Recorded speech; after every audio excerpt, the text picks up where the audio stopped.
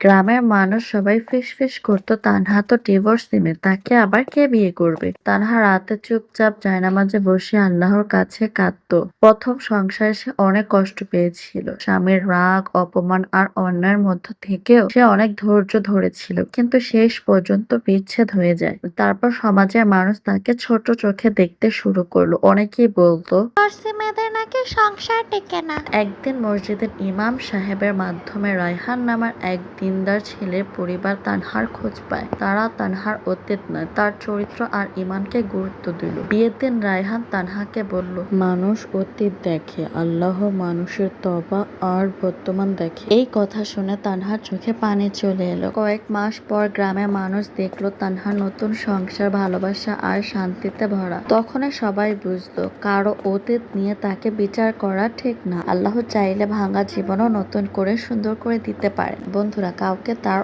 অতীত বা ডিভোর্সের কারণে ছোট করা উচিত নয়। আল্লাহ মানুষের তাওয়াক্কুল ও চরিত্রকে সবচেয়ে বেশি মূল্য দেন।